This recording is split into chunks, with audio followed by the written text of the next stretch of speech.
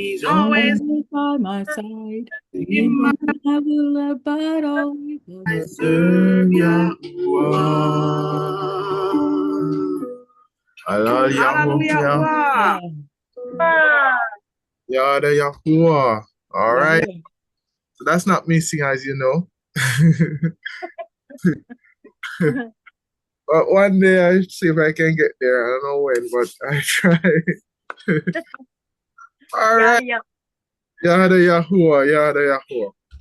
It's still great to give thanks despite our circumstances. It's always great to give Yahuah all the praise, all the esteem. Indeed, it's a yum for us to not forget our burdens of life, forget our current situation, and it's really a yum for us to just focus on Yahuah, despite what's going on around us. You know? So really, it's really a Shabbat to just forget your worries, forget all your worries. Yada Yahuah. Yada Yahuah. All right. So last week we looked at chapter 8. And this week, well, I was not. I was here, but not here. But Mora, my Asha, led last week in chapter 8. And this week, I'm the one going to be leading out. So we looked at chapter 8 last week. Now, this week, we're going to look at chapter 9. And chapter 9 is a continuation of the vision that begun in the previous chapter, where we see the Nabi is showing the abomination taking place in the Akhad or the temple and in Jerusalem. Now, this chapter, as you know, focuses on divine right ruling, highlighting Yahuah's fairness, Kadash nature, and mercy. So the chapter emphasizes the covenant relationship with the consequences of disloyalty and the principle of divine separation between the righteous and the lawless. All right. So before we look at the verses, about God, unbelieving, rebellious, treacherous, or deceitful. Now, this word meaning often used to describe covenantal disloyalty and rebellion against Yahuah. Though not directly in this chapter, Yakhazaq'al 9, it underpins the broader context of the people behavior. And we're going to do a quick cross-reference here. I'm going to ask someone to find Yahu 3.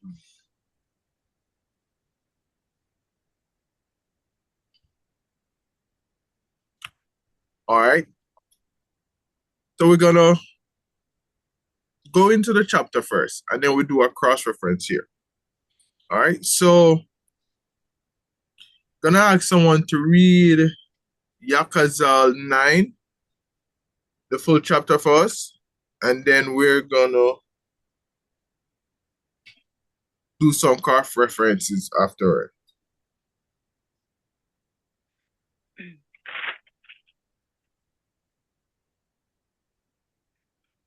Read the full chapter, you said? The whole chapter. And he called out in my hearing with a loud voice, saying, let the punishers of the city draw near, each with his weapon of destruction in his hand. And look, God's man came from the direction of the upper gate, which faces north, each with his battle axe in his hand. And one man in their midst was clothed with linen, and had a rider's inkhorn at his side. And they came in and stood beside the bronze altar. And the esteem of the Elohim of Yashar'al went up from the Karut, where it had been, to the threshold of the house. And he called to the man, clothed with linen, who had writer's inkhorn at his side. And Yahuah said to him, pass on into the midst of the city, into the midst of Jerusalem, and you shall put a mark on the forehead of the man, to sigh and cry over all the abominations that are done within it. And to the others he said in my hearing, pass on into the city after him and smite. Do not let your eye harden nor spare. Slay to destruction old, young man, maidens, and children, and women, but do not come near anyone upon whom is the mark, and begin at my mikdash. So they began with the elders who were in front of the house. And he said to them, defile the house and fill the courts with the slain. Go out. And they went out and smote in the city. And as they were smiting them, it came to be that I alone was left. And I fell on my face and cried out and said, ah, my rash, Yahuah, are you destroying all the remnant of Israel and pouring out your wrath on Jerusalem? And he said to me, the wickedness of the house of Israel and Yehudah is exceedingly great, and the land is filled with domshed, and the city filled with that which is warped. For they say, Yahuah has forsaken the land, and Yahuah is not seen. But as for me, my eye shall not pardon, nor would I spare. I shall recompense their deeds on their own head. And see, the man clothed with linen, who had the inkhorn at his side, reported back and said, I had done as you commanded. But I read it. So, as I mentioned earlier, the word by God, which is generally used to describe covenantal disloyalty and rebellion against Yahuah. The word is not directly in this chapter, but we can see in numerous chapters where the word is being used. We're going to look at Jeremiah 3, verse 20. I'm going to ask someone to read that, and also Uzziah, Usha 6, verse 7. But indeed, as a wife betrays her husband, so have you betrayed me, O house of Yashar'al, declares Yahuah. So here we see Israel is likely to be to an disloyal spouse. All right. Who's going to read Usha or Uzziah 6, verse 7? But like Adam, they transgressed the Berit. There they acted the God against me. So these two references here shows that there was a rebellion against Yahuah and a covenantal disloyalty. So in Uzziah, the people we see here violated the covenant, just like when Adam did when he was given the covenant. All right, so we're going to look at verse 1. So, verse 1, the summoning of the executioners. So, Hebrew insight.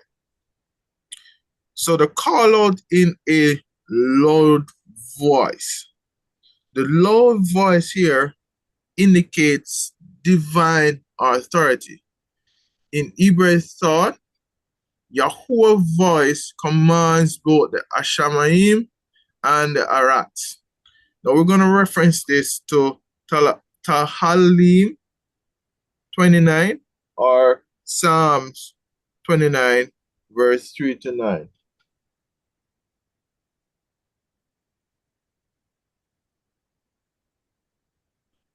Gonna The ask voice, someone. Oh, go ahead. the voice of Yahuwah is over the waters. The owl of extreme thunders. Yahuwah is over many waters. The voice of Yahuwah is with power. The voice of Yahuwah is with greatness. The voice of Yahuwah is breaking the cedars. Yahuwah is breaking the cedars of Lebanon in pieces, and he makes them skip like a calf. Lebanon and Sharon like a young wild ox. The voice of Yahuwah cuts through the flames of fire. The voice of Yahuwah shakes the wilderness. Yahuwah shakes the wilderness of Kadesh. The voice of Yahuwah makes the deer give birth and strips the forest bare. And in his hackle, everyone says, esteem. All right, toda for reading. Now, similar to even also, it's also when the men speak, or stand their ground, there is indicate a divine authority. So it's here similar when Yahuwah speak, it shows divine authority. So the part said those appointed to execute right ruling. Now these figures often understood as divine messengers or malachim, are divinely sanctioned agents of right ruling. Now, this imagery is reminiscent of destroying Malak in Shamut 12, verse 23 during the Passover. They're going to ask someone to read that for us. Or Yahuwah shall pass on to smite the Matzri. Shall see the dam on the lintel, on the two doorposts. Yahuwah shall pass over the door, not allow the destroyer to come into your bayitim to smite you. So here we see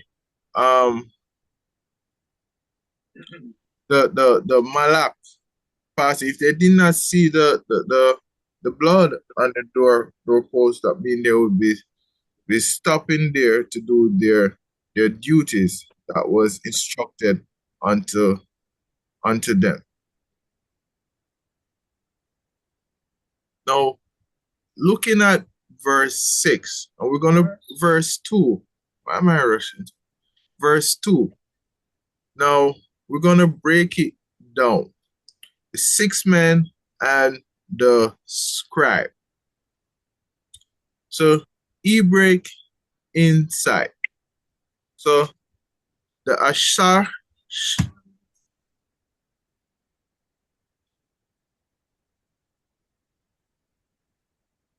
so, all right. So, the Sash, Anusim, Nushim, which the 6 men. Now, the number Shash may symbolize human imperfection or incompleteness.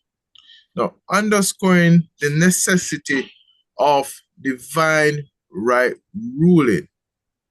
These are likely Malachim tasked with punishment. Now, the man in linen. Now, the linen signifies purity and priestly service.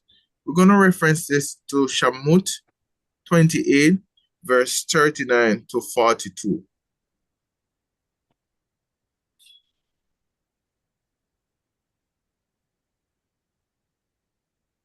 And you shall weave the long shirt of fine linen, and shall make the turban of fine linen, and you shall make the girdle of woven work. And make long shirts for Aaron's sons, and you shall make girdles for them, and you shall make turbans for them, for esteem and comeliness. And you shall put them on Aharon your brother, and on his sons with him, and shall anoint them, and shall ordain them, and shall kadosh them, and they shall serve as Kohanim to me, and make linen trousers for them to cover their nakedness, reaching from the waist to the thighs. So therefore read it. So here we see the same shamut being used to identify or signify purity and priestly service as what Aaron and his son wore. Now, the man with the writing kick is often seen as a recording malach, symbolizing Yahuah's meticulous fairness. We're going to reference it to Daniel 10, verse 5, and Kazun, or Revelation 20, verse 12.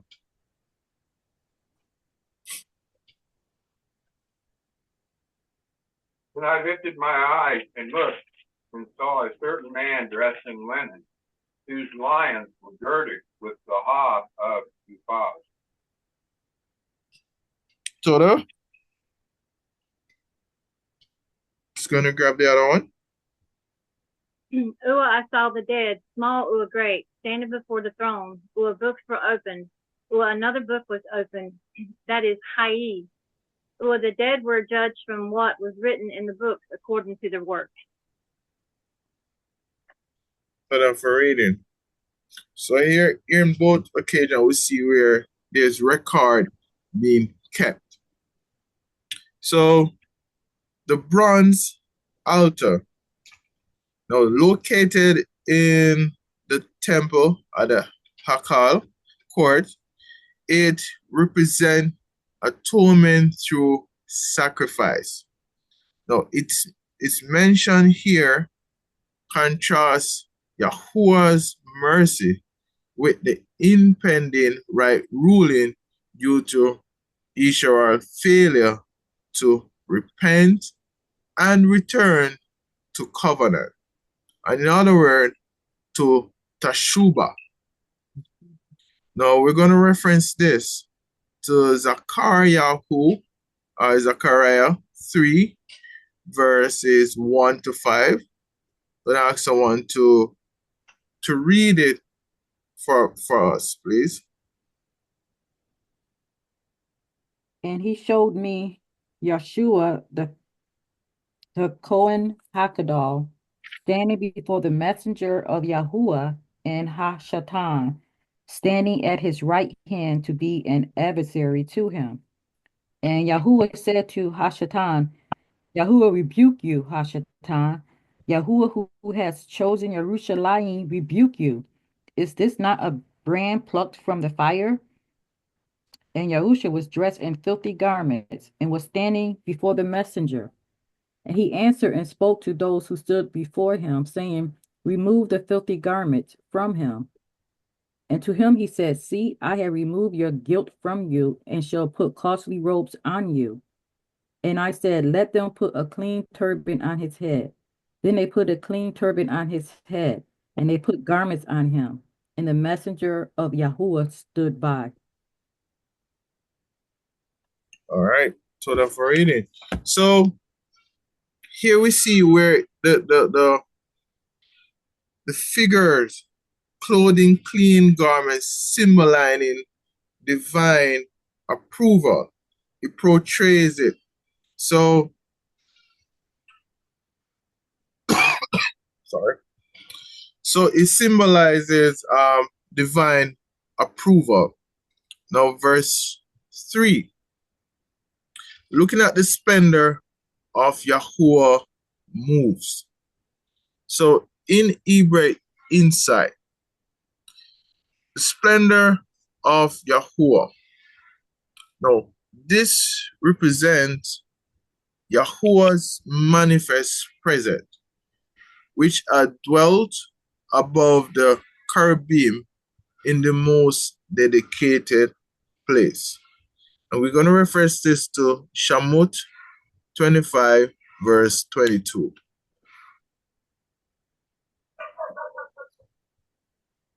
I shall meet with you there, from above the lid of atonement, from between the two cherubim that are on the ark of the witness. I shall speak to you all that I command you concerning the children of Yashar'al. All right. So for reading.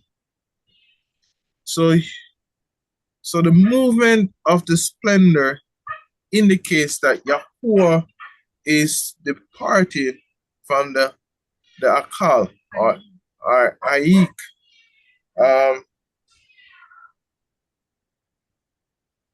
or the Haikal, which is the temple. Now, a direct sign of right ruling. We're going to refer this to Yakhazaq'al 10, verse 18.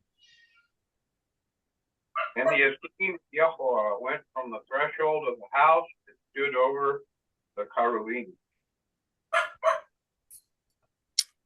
So then for reading.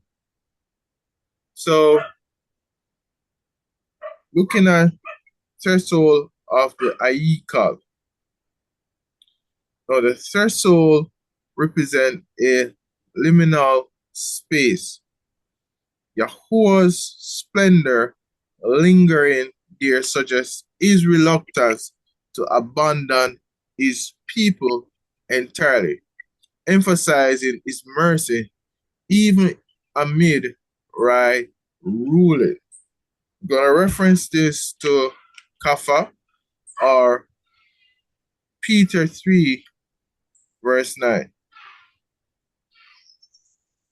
Yahuah is not slow in regard to the promise, as some count slowness, but is patient toward us, not wanting that any should perish, but that all should come to repentance.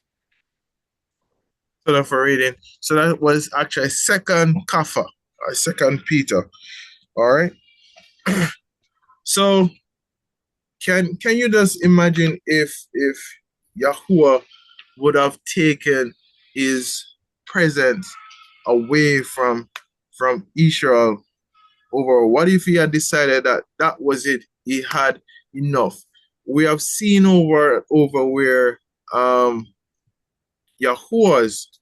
Yahuah decided that is upset with Yashar'al and is tired of Yashar'al and of their mistake and keeping going back even after taking them through the wilderness also. We have seen where Yahuah still continues and to remain with them despite our Yashar'al wrongdoings. Just to see even though even though he punish us, there is a level of mercy that he bestowed on Israel during those times, to the point where he also kept a remnant during this time to continue his work. So it's just looking at it just to see that despite Yashar'al misbehaving, not only Yashar'al, but despite even us as individuals, despite we falling short over and over in this walk, and it's great to know that Yahuah will have mercy upon us, and even though he will punish us for what we have done wrong, but he will still have mercy on us and still have an avenue for us to go to him and to Tashuba, to repent and to return unto Yahuah. Yada Yahuah. Yada Yahuah. Yada Yahuah. We're gonna cross-reference the splendor of Yahuah filling the temple. We're gonna look at Shamut 40, verse 34. Or the cloud covered the tent of appointment, or the kabod of Yahuah filled the mashkan. So that's for reading.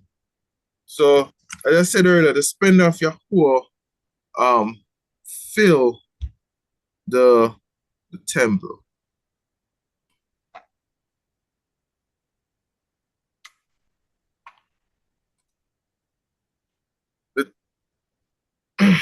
the tabernacle. So the splendor of Yahuah filled the tabernacle.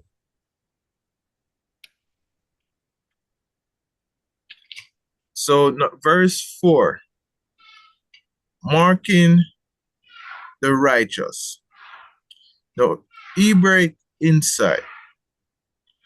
The mark, or the tau in Hebrew. The mark likely refers to the last letter of the Hebrew, the Aleph Bait, written in ancient script as an X. Now, this mark symbolizes divine protection, akin to the blood of the lamb during the Passover. And we can reference this to Shammut 12, verse 7. Then I ask someone to read it for us. And they shall take some of the blood and put it on the two doorposts and on the lintel of the houses where they eat it. For reading. And we know that the X is a commonly used mark to mark an era. In general in life also. But here we see where this mark identifies those who grieve over the crookedness of the nation, separating the loyal remnant from the lawless or the covenant breakers.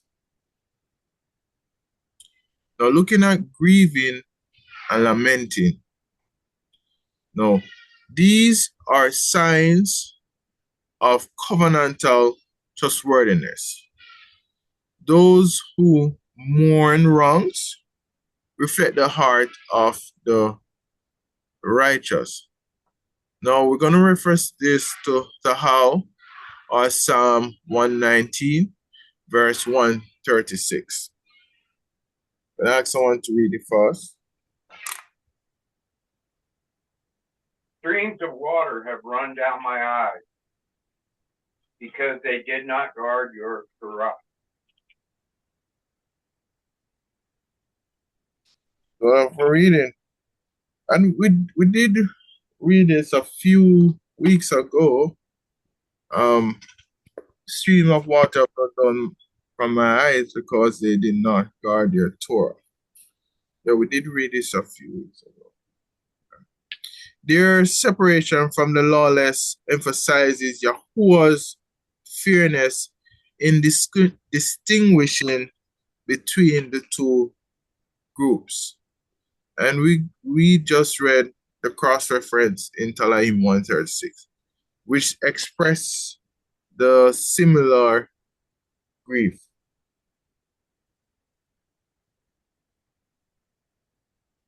So marking divine mercy in right ruling.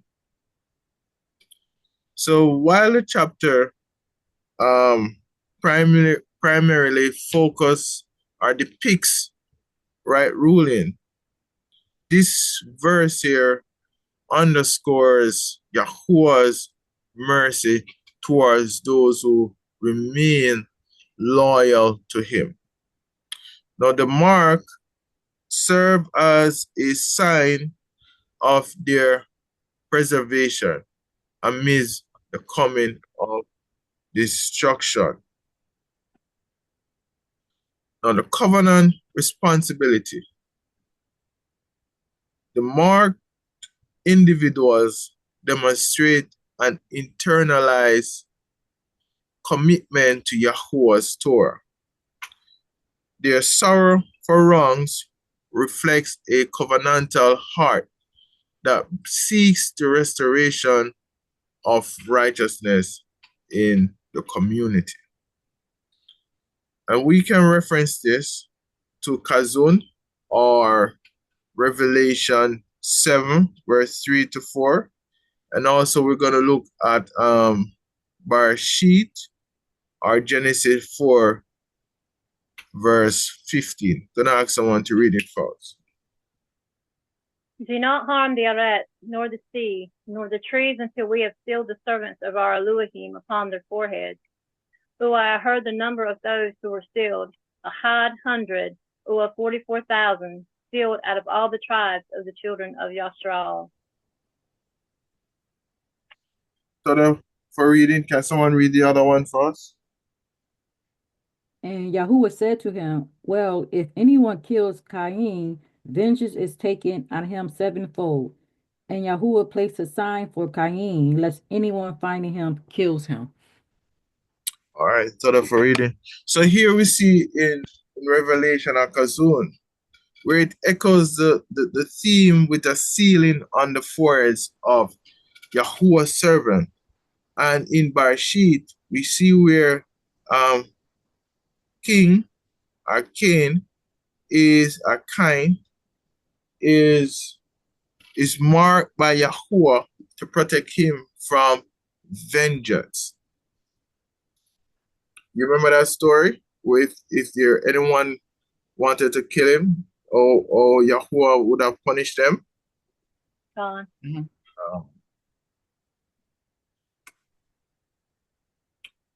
So the role of the remnant.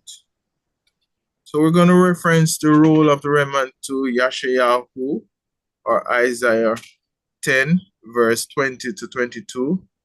I'm going to ask someone to read that and someone else to take Rumaim or Romans 11, verse 5.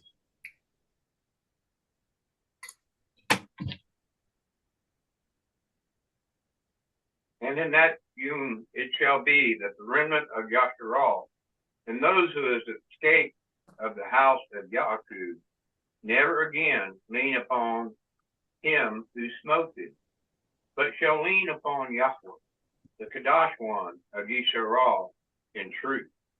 A remnant shall return, the remnant of Yaakov, to the mighty all. For though your people, O Yashar'al, be as the sand of the sea, yet a remnant of them shall return, a decisive end overflowing with righteousness. All right. So the reading.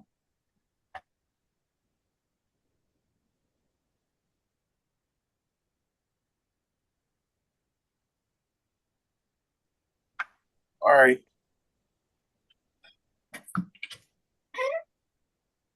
All right. Sorry if I sound a little bit distracted. Just trying to assist my Asha. She have to stand to do a little walking, so bear with me. You are fine.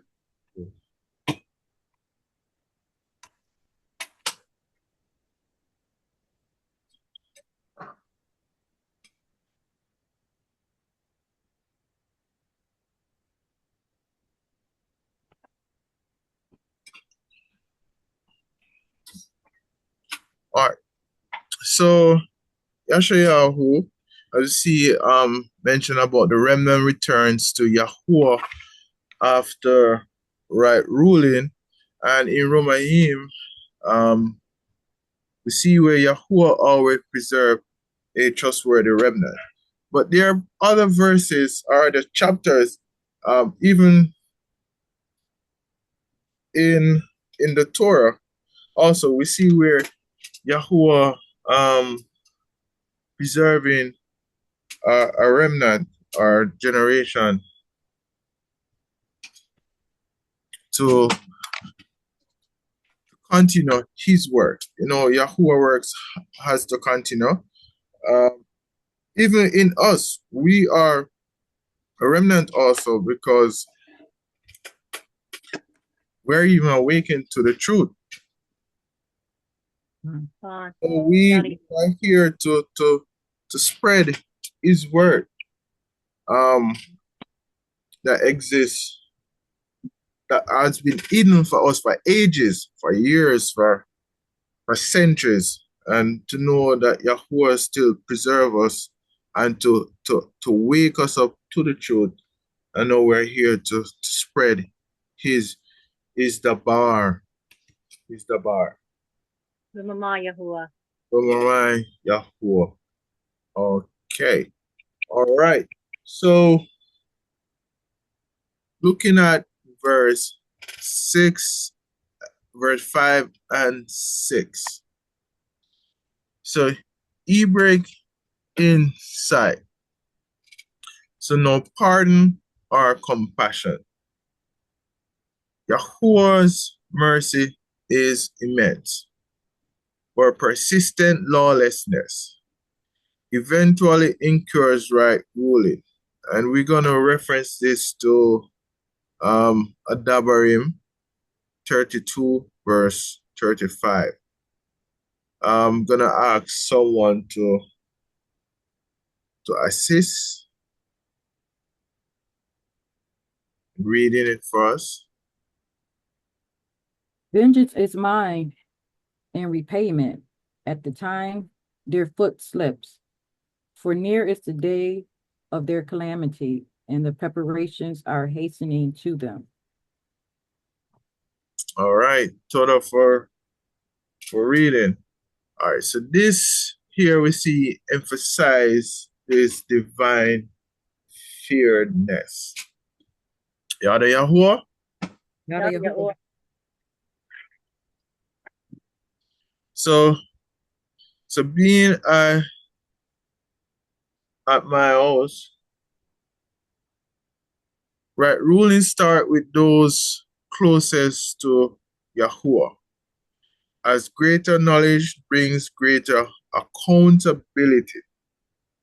So we're gonna ask someone to read, because we have to reference these things. We're gonna ask someone to read Amos 3, verse 2, and First Kapha, or 1 Peter 4, verse 1, chapter 4, verse 17.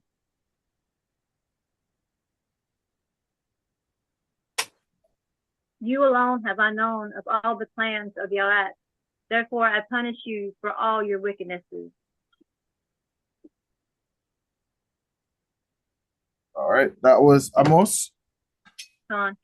All right, someone read First Kapha. Okay. Because it is time for judgment to begin from the house of Elohim, and if firstly from us, what is the end of those who do not obey the good news of Elohim? All right. So greater knowledge brings greater accountability. So we are held accountable for what we have, this knowledge that we have about Yahuah. It is our duty to share the word of Yahuah to others. It's not for us to try to see, as what they normally say in Christianity, save. We don't save people, that's Yahuah job. But it's for us to actually share his word. Or is Bashur, or is the bar. Anytime we get the opportunity to do that. For me personally, I know there's always this person at my workplace, a chef, that every time we get the opportunity to sit and talk, once he's not too busy, he always asks some interesting questions about the Shabbat, and he even asks about the feast that I celebrate. Cause whenever he don't see me at work, he always trying to find out what's happening, how am I doing, is everything okay? And some of the time is when I'm not at work is because of the feast. And when I explain it to him, he's like, oh, interesting. And about why we don't eat certain things. And so it's great when we have knowledge of what about the scripture itself, and we can share and impart it on others so they can actually go ahead, research it on their own. Because even if they don't believe me personally, I like to say, hey, go and research it and you see what I see. And if you have any question, you can come back to me. So it's for us to share the word under the bar of Yahuah. Right? Yahuah. Yada Yahuah. So the old men in front of the temple likely represent corrupt religious leaders who led the people astray. I'm gonna ask someone to read Malachi, Malachi 2, verse 7 to 8. For the lips of a Kohan should guard knowledge, and they seek the Torah from his mouth, for he is the messenger of Yahuah of hosts. But you have turned from the way. You have caused many to stumble in the Torah. You have corrupted the covenant of Lawit, said Yahuah of hosts. All right, Torah for reading. So we even now in this generation we see corrupt religious leaders, and we can name a whole bunch of them. And we see how they can be deceitful, and they seem like they're telling the truth. So hence why we are seeing massive following those kind of people.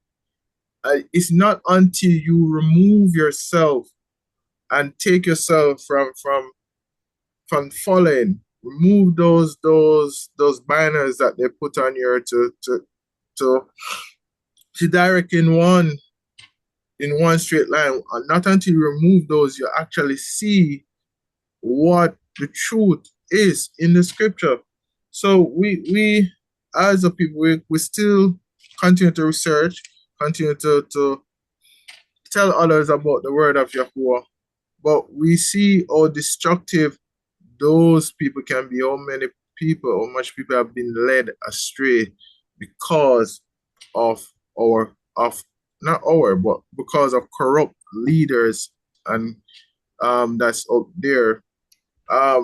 Just the other I was sharing something that I saw on one of those social media where someone was applying for Christianity to be a pastor.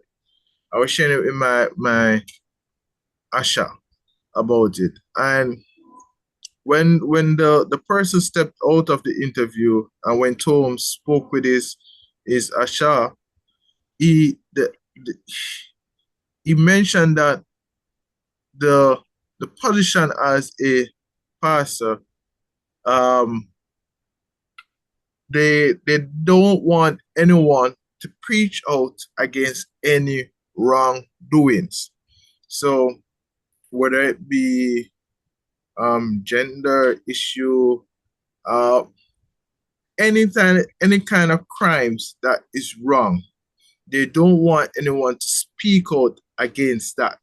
What they want is person to fill the position to be like a motivational speaker. And I was saying to my Asha is that these people are crazy, because why would, if the person is gonna come there and speak about the wrongs that we're living and to help to direct you in the path that is righteous or right to Yahuah, why would you don't want that? Why would you want someone just to come and preach about prosperity? That don't make any sense. Prosperity, it is great to live in prosperity, don't get me wrong. But the fact that you don't want to hear about the wrongs that you're doing that will help us to live a better Kai is appalling. Most of the time, people just want their ears tickled. Yeah, just to tickle, and that's not how it is, because it's our wrong is that keep on separating us from Yahuah. Our wrong is what is causing us to keep on separate against Yahuah. So not until they get back to that where we return at Teshuvah to the covenant of Yahuah, it's always gonna be a corrupt place. So True. It's crazy how the world is going, but we're gonna continue to lean on Yahuah. We're gonna continue to trust Yahuah in this time, this season that we're in right now, and we have no other help. We really don't have no other help but Yahuah help right now, just to guide us and protect us, and to help us to survive in a crazy world like this, a crazy, crazy world. Yada Yahuah. Yada Yahuah. All right. All right. We're gonna take a break. All right. All right. Shabbat shalom. Shabbat shalom. Shabbat shalom. All right. So we are back. Asha is doing great. Well, she's still in pain, but hey, she's holding on strong. She's holding on strong. All right. Yeah, Tzadal Yahuah for that. I mean, it's always amazing to give praise to Yahuah in small things also. You know? Even though she's in pain, she's still smiling. We're still laughing together, but Yada Yahuah for that. Yahuah. Yada Yahuah. All right. So I'm gonna ask someone just to remind us of the final let's start with verse 7.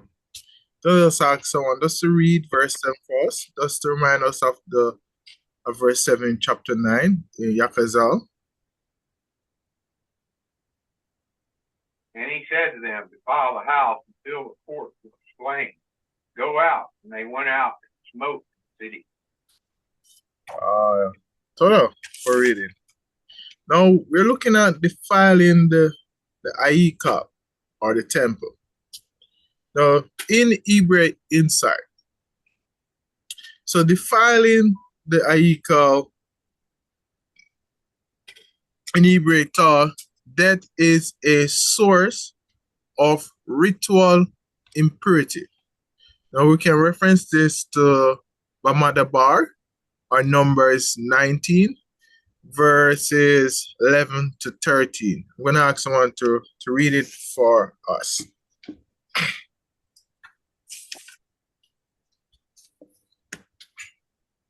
He who touches the dead of any human being is unclean for 7 days. He is to cleanse himself with the water on the 3rd day, and on the 7th day he is clean. But if he does not cleanse himself on the 3rd day, then on the 7th day he is not clean. Anyone who touches the dead of a human being and does not cleanse himself defiles the mashkan of Yahuah, and that being shall be cut off from Yashar'al. He is unclean, for the water for uncleanness was not sprinkled on him. His uncleanness is still upon him. So for reading. So here we see anyone touching a dead person. We see where Yahuah is saying they are unclean. So here we see death, which symbolizes impurity. Impurity. Now, allowing the dead to fill the temple courts, as we say, it symbolizes its complete desecration.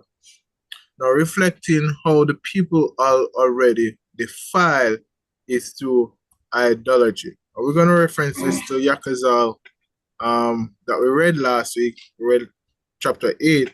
We're going to remind ourselves of that verse 6 of chapter 8. When he spoke to me, Ban of Adam, do you see what they are doing? The great Su'abuth that the house of Yashar'al are doing here, driving me away from my Makdav. Boy, you are to see still greater Su'abuth. Yeah, total for reading.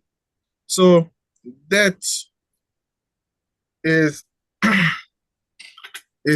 is symbolizing this term desecration.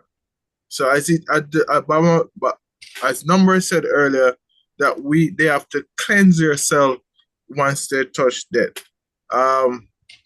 For the 7 yomim. Yeah?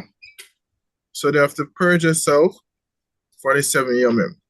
Now, cross-reference it to Yirmiyahu 7, verse 4 to 14. I'm going to ask someone to read it for us.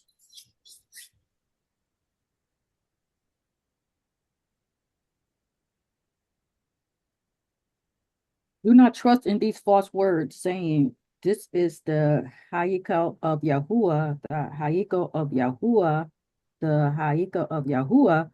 For if you truly make your ways and your deeds good, if you truly do right ruling between a man and his neighbor, if you do not oppress the stranger, the fatherless, and the widow, and do not shed innocent blood in this place, or walk after other mighty ones to your own evil, then I shall let you dwell in this place, in the land that I gave to your fathers forever and ever. See, you are trusting in false words which do not profit, stealing, murdering, and committing adultery, and swearing falsely, and burning incense to Baal, and walking after other mighty ones you have not known.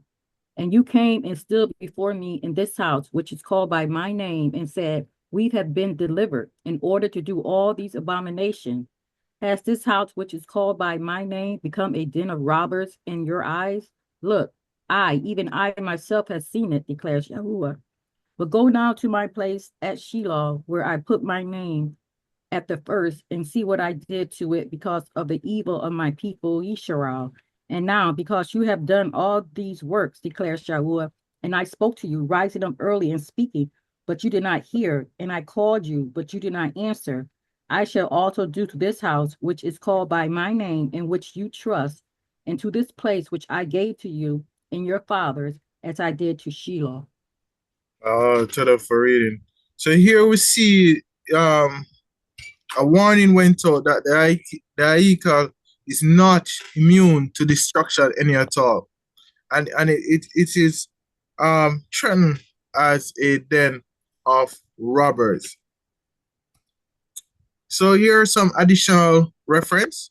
We're going to reference, I'm going to ask someone to read 2nd Malachim or 2nd Kings, 2nd Kings 25, verse 9. I'm going to ask someone else to read Yirmiyahu. No, well, you don't have to read this because we have just read it. But 2nd Kings or Malachim 25, verse 9.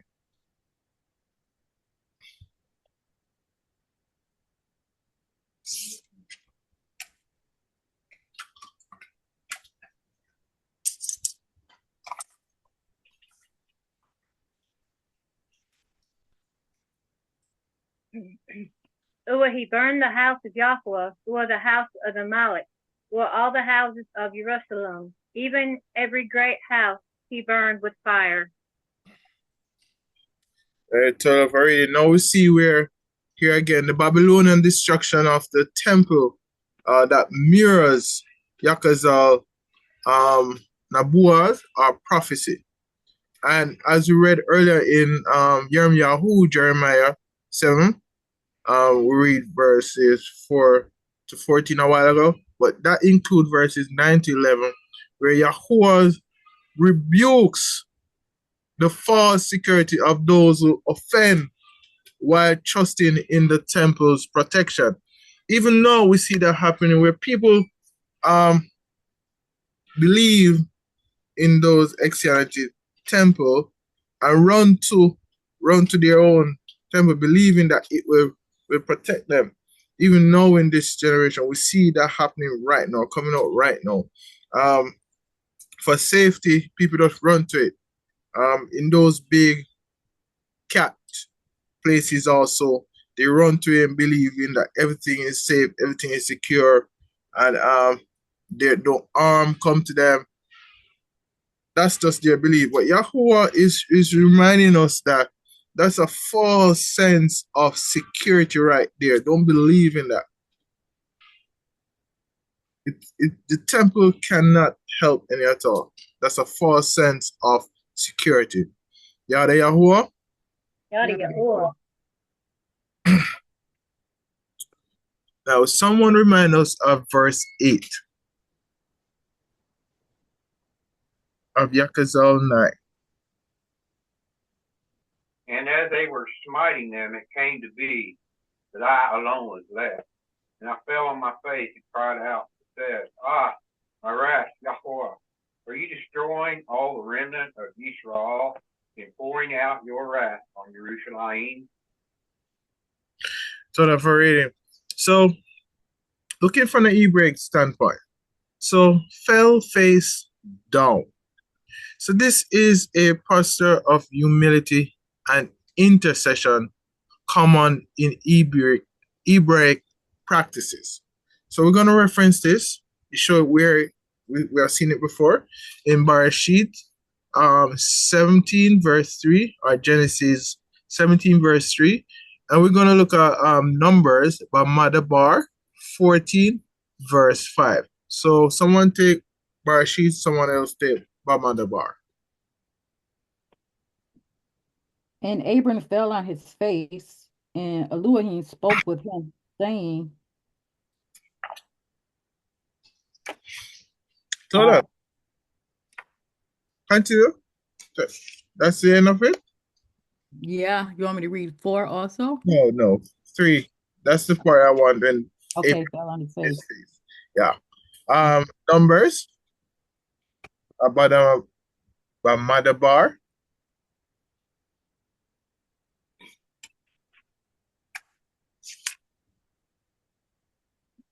Then Moshe, and Aaron fell on their faces before all the assembly of the congregation of the children of Yashar'al. All right. So here we see the references where they fall on the face in prostrate, fall on the face to in sense of humility and intercession. Now, intercession from the remnant. This echoes the role of previous mediators like Abraham, as we read earlier. And there's also, we can reference it to Bereshit, Genesis 18, verse 22 to 33. And Musha, Shamut, Exodus 32, verse 11 to 14. I'm going to ask someone to take one to take Bereshit and one to take Shamut. So the man turned away from there and went towards Sodom. But Abraham still stood before Yahuah. And Abraham drew near and said, Would you also destroy the righteous with the wicked? Suppose there are 50 righteous within the city. Would you also destroy the place and not spare it for the 50 righteous that were in it? Far be it from you to act in this way, to slay the righteous with the wicked, so that the righteous should be as the wicked. Far be it from you. Does the judge of all the rats not do right?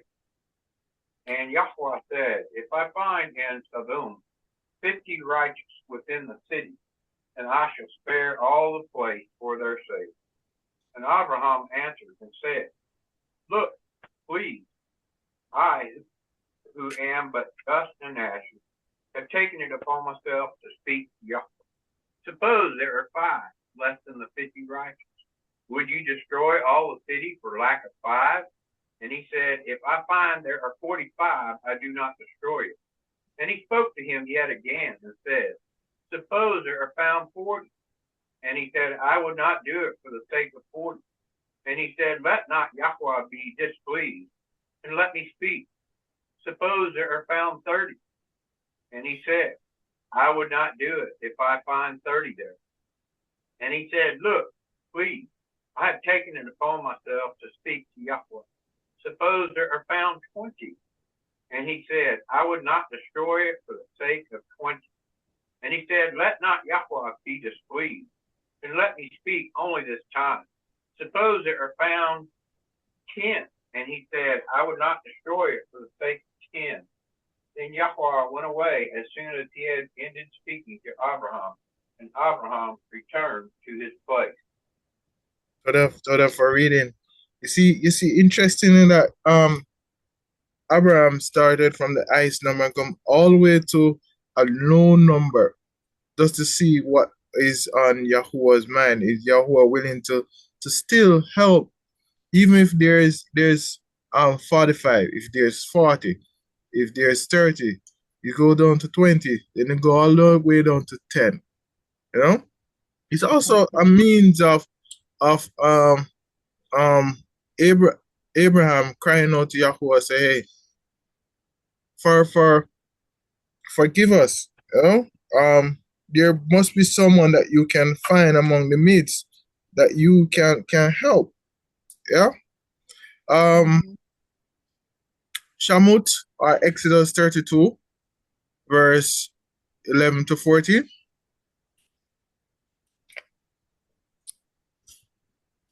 But Moshe pleaded with Yahuah his Elohim, who spoke, Yahuah, why did your wrath burn against your La'am, whom you have brought out of the land of Natsarym with great power, or with a strong hand? Why should the Natsari speak, for evil has he brought them out to kill them in the Harim, or to consume them from the face of the earth? Turn from the heat of your wrath, or relent from this wrath to your La'am. Remember Abraham, Yitzhak, Yashar'al, your servants to whom you swore by your being, spoke to them. I increased your seed like the stars of the Shamayim. All this land that I have spoken of I give to your seed. They shall inherit it forever. Yahuwah relented from the Ra'ah that he spoke he would do to his La'am. So that for reading. So here we see again where Moshe is actually pleading for the survival of Yahuwah's covenant people. It's always great for us to remind Yahuwah of his word, of his word and what his covenant said to us. It's always good for us to plead and speak with Yahweh. Say, hey, remember your people, you know? Remember you say you have a covenant with your people, and you promise that if we follow your covenant, that we will receive a barakim. And so it's always great when we remind Yahuwah of his word. It's always great. I'm sure we have countless witness about this, where when we remind Yahuwah of his word, where we see how he works in our Kai, where he bring forth things that, even things in the past that we probably forget that we actually halal about, and he does happen to just bring it back and send that barakim that we have halal about over the years, and like, wow, Yahuwah. So it's always good to remind Yahuwah of his word, what he said in his word. Remember, he honors his word and his name. Yeah? He honors his word and his name. And, well, he honors his words above his name. So we should always remember how important his word is. And it's so important that he said above his name. And you know that his name is powerful, and yet his word is what he says on above his name. So we have to, it's basically holding Yahuwah accountable for us. Did that make sense? So we should remind Yahuwah, hey, you said if we follow about Deuteronomy 28, you said if we follow the covenant and everything, what we will receive. But also we should be mindful that if we break his words, what would happen to us? All right. God of Yahuwah. So we must always remind Yahuwah of his word. All right, so we're gonna go on to verse 9. We're gonna ask someone just to remind us of verse 9.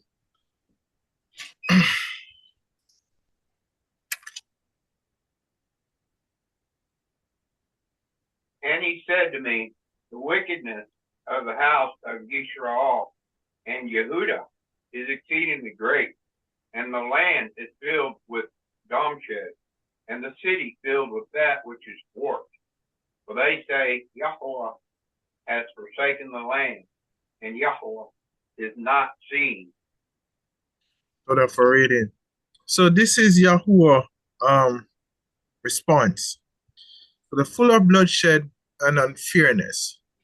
Now these crimes, remember, violate the Torah ethical commands.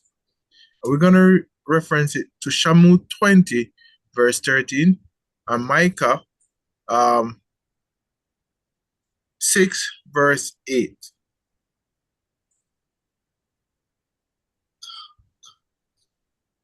Can I ask someone to read it for us?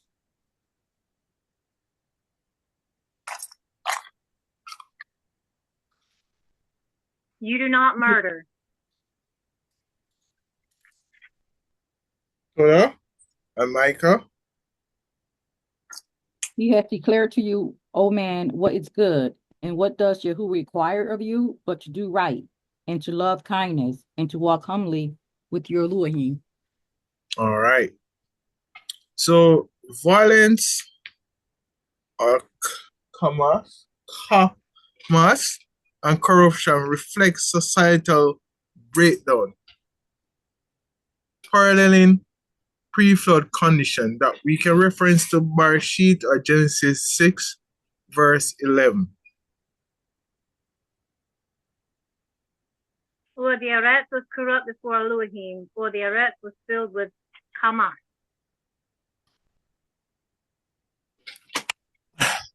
Toda, reading.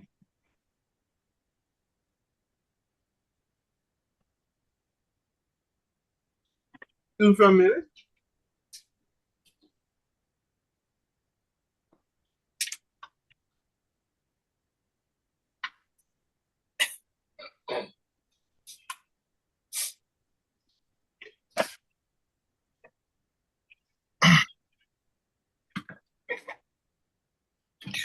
All right, I'm back.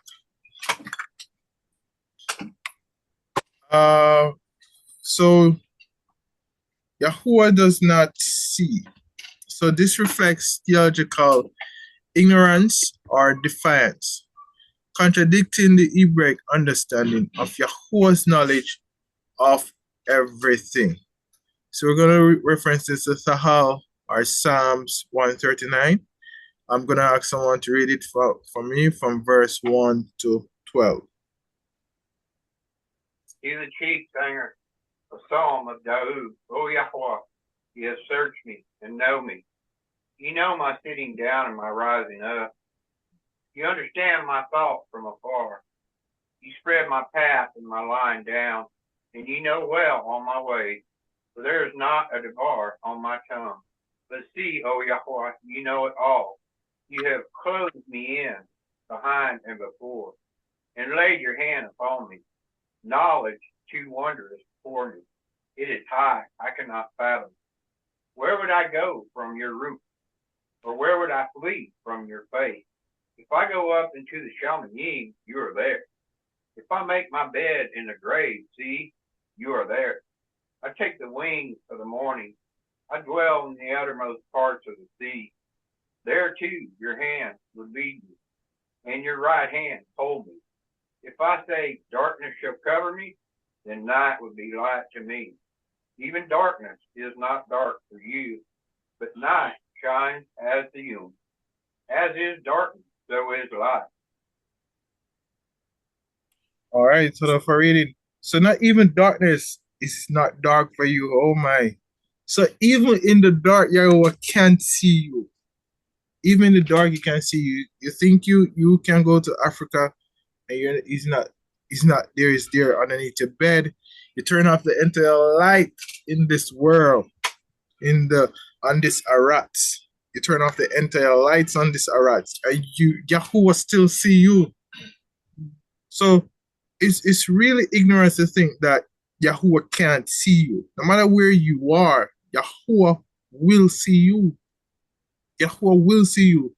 So if you do right or wrong, Yahuwah will see you.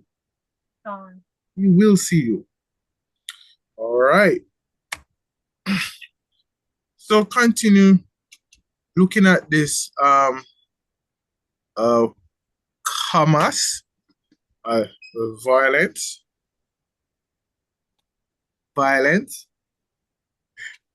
looking at as in Yachazaq'al or 9 verse 9. So the meaning is refers to bloodshed, unfairness, and moral corruption. So in this context, the land being full of bloodshed really indicates rampant unfairness, violating the ethical demands of the Torah. So it's so important for us to follow the Torah that Yahuwah has given to us. Really important, because once we don't follow it, it's all kind of damages that happen to us in our Kai. I personally, I can say personally from a personal experience that since being over on this side, following Torah for what it is, or what I have read so far, based on the knowledge that I have so far, it have really impacted my Kai greatly. I've seen a vast difference in my Kai. I've seen a more keen in my Kai also, in my walk, in even to how I speak with my co-workers now is different. So even when I go in the Bakar, there's two great things I normally say to them. Is either shalom or greetings. Those two words, they definitely will hear that from me. So following Torah itself really improved my Kai and the way how I walk with Yahuwah. And the knowledge I have gained now, looking back, I realized all along in the past we were all misled. It was all misled, yeah. All misled. All right. So looking at verse 10, I'm going to ask someone just to remind us of verse 10. For me, my eye shall not pardon, nor would I spare. I shall recompense their deeds on their own head. All right. So from the Hebrew standpoint, we're looking at no mercy. So no pardon or spirit. The Yahuwah's patience has limits when wrongs reaches its fullness. Now we're gonna look at we're gonna reference this to Bereshit or Genesis 15, verse 16. I ask someone to read it first. Then in the fourth generation they shall return here, for the wickedness of the Amorites is not yet complete. All right. So his fairness requires that consequences align with action. Just like for us, if we do great, we want to receive a barakah. But once we do something wrong, definitely there's gonna be some punishment for us. We're gonna reference this to Adabarim or Deuteronomy 7, verse 10, and Galatim, that's Galatians 6, verse 7. But repaying those who hate him to their face, to destroy him. He does not delay with him who hates him. He repays him to his face. All right, so for reading, someone read Galatim 6 verse 7. That's great. Elohim is not mocked, for whatever a man sows, that he shall also reap. Whatever a man sow, that also he shall reap. Again, as I said, so if we sow greatly, we shall reap greatly. If we sow small, we're going to reap small. So whatever we put in, we're going to get out. Whatever we put in. So if you want to put in 100%, then we're going to receive 100%. If you want to put in 50%, then that's what we're going to get. 50%. Yada Yahuah. Yada Yahuah. Yada Yahuah. So, all right. So, we're looking at total depravity. Now, the Hebraic concept of collective responsibility is evident. The wrongs of idolatry, violence, and unfairness are systematic, leaving no room for mercy. So we can cross-reference this to Bereshit, or Genesis 6, verse 5 to 7, where we see a similar describes the earth corruption before the flood. So someone can read that for us, please. And Yahuwah saw that the wickedness of man was great in the Arats, and that every inclination of the thoughts of his heart was only evil continually. And Yahuwah was sorry that he had made man on the Arats, and he has grieved in his heart. All right, total for reading. So, measure for measure. So Yahuwah's response reflects the principle of measure for measure. So reflecting divine fairness. And we can reference this.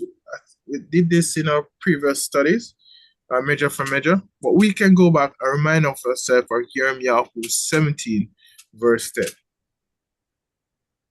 I, Yahuwah, search the logs. I tried the kidneys. Will give every man according to his ways, according to the fruit of his deeds. All right. Total for reading. All right. So we are at the last verse. I'm going to ask someone just to remind us of the final verse of this chapter. And see the man clothed with linen, who had the inkhorn and at his side, reported back and said, I have done as you commanded me. I have done as you commanded me. So here we see this chapter concludes with the report of the linen-clad man. So looking at completion of the task. So the trustworthiness of the man in linen underscores Yahuwah's sovereignty and precision in right ruling. Those marked for protection will not be harmed, demonstrating Yahuwah's ability to preserve the righteous amid right ruling.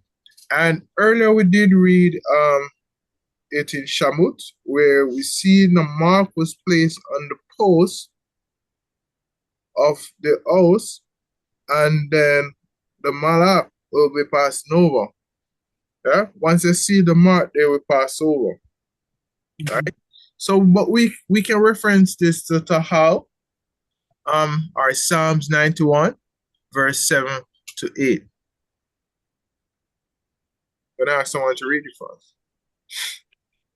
1,000 fall at your side and 10,000 at your right hand, but it does not come near you. Only with your eyes you look on and see the reward of the wicked. All right. So for reading. So it's important to have that mark, because Yahuwah will watch over you. It's important to have that mark, because once you're marked by Yahuwah, you belong to him. You're his forever.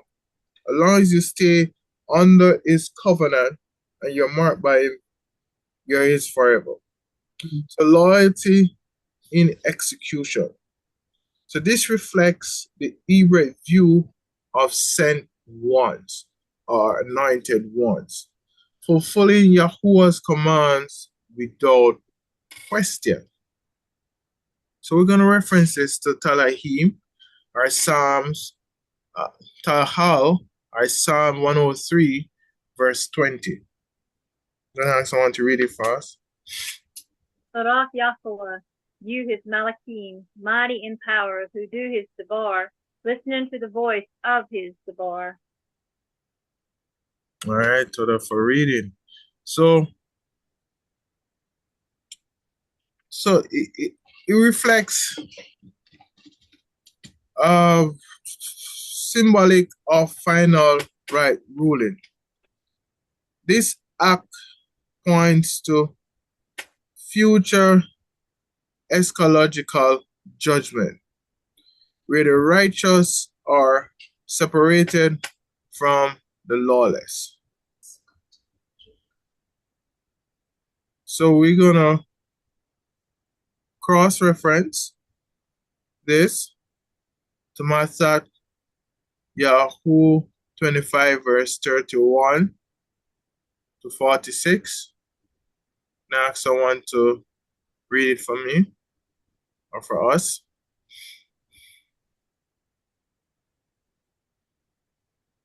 And when the bond of Adam comes in his esteem, and all the Kadesh messengers with him, then he shall sit on the throne of his esteem, and all the nations shall be gathered before him, and he shall separate them one from another, as a shepherd separates his sheep from the goats. And he shall put the sheep on his right hand, but the goats on the left. Then the sovereign shall say to those on his right hand, Come, you Baruch of my father, inherit the reign prepared for you from the foundation of the world. For I was hungry, and you gave me food. I was thirsty, and you gave me drink. I was a stranger, and you took me in. Was naked, and you clothed me. I was sick, and you visited me. I was in prison, and you came to me. Then the righteous shall answer him, saying, Master, when did we see you hungry, and we fed you, or thirsty, and gave to you drink? And when did we see you a stranger, and took in, or naked, and clothed? And when did we see you sick, or in prison, and we came to you? And the sovereign shall answer and say to them, Truly, I say to you, in so far as you did it to one of the least of these, my brothers, you did it to me. He shall then also say to those on the left hand, Go away from me, accursed ones, into the everlasting fire prepared for the devil and his messengers. For I was hungry, and you gave me no food. I was thirsty, and you gave me no drink. I was a stranger, and you did not take me in. Was naked, and you did not clothe me. Sick and in prison, and you did not visit me. Then they also shall answer him, saying, Master, when did we see you hungry or thirsty or a stranger or naked or sick or in prison and did not serve you? Then he shall answer them, saying, Truly I say to you, and so far as you did not do it to one of the least of these, you did not do it to me. And these shall go away into everlasting punishment, but the righteous into everlasting kai. All right, so the for reading. So there was a question that I asked years ago about sheep. I want to find out that sheep are not as smart as that I might think when I asked the question. And I realized how important it is for us to have someone to guide us. You know? Mm-hmm. The sheep need direction. Sheep need direction. And it's always I try my best to refer myself to a sheep in terms of needing direction, but there are times when I be like a goat, very stubborn. But I'm still working on that aspect of it, to be like a sheep, to continue to seek guidance. But I need to get rid of that goat mentality, that always want to do their own things, go wild out there. But the truth is, as sheep, if we are sheep, we will always gonna need someone to guide us in the right path, in the direction. And I hope for us, for our sake, we can be like a sheep that's always seek Yahuah for his guidance. So we see where Yahusha described the separation here of the sheep and the goats at the final right ruling. So historical and archaeological findings. The idolatry in Jerusalem. So excavations in the sites like Tel Arad have revealed shrines with two standing stones, possible, indicating the syncretism condemned by Yakhazaq'al. Inscriptions and figurines of Tammuz and other mighty ones have been found, corroborating the idolatrous practices mentioned in Yachazaq'al 8 and 9. Looking at Babylonian invasion and destruction. Now, the Babylonian siege of Jerusalem in 586 BCE result in the destruction of the first temple, Yakhazaq'al. So artifacts such as charred remains of homes, arrowheads, and Babylonian inscriptions from this period affirm the historical context of Yakhazaq'al's Nabuah or prophecy. So the Lachish letter, a series of ostracia inscribed pottery fragments, provide first-hand accounts of the Babylonian invasion.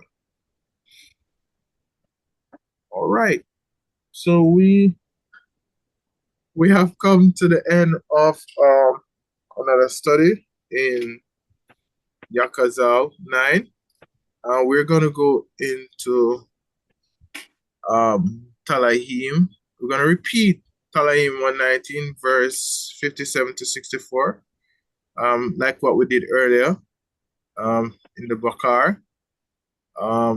So after 2, Akhad Shatim. Kalahi, you are, O Yahuah, I promise to guard your words. Kalahi, your faith with all my heart. Show me favor according to your word. Kashabati, my ways, and your turn my feet to your witness. Kashatati, and did not delay hard your commands. Kabali, the wrong of surrounding me. Your Torah I have not forgotten. Kashuta, Layla. Laila, I rise to give thanks to you for your righteous right ruling. Kabar, of all you, of those guarding your precepts. Kasadak, Yahuah, I feel the Arad, teach me the statutes. your statute. Yada Yahuah. Yahuah.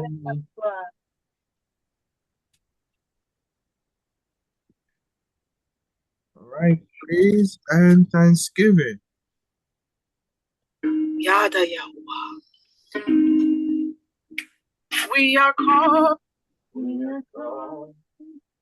We are called. We are called by his name.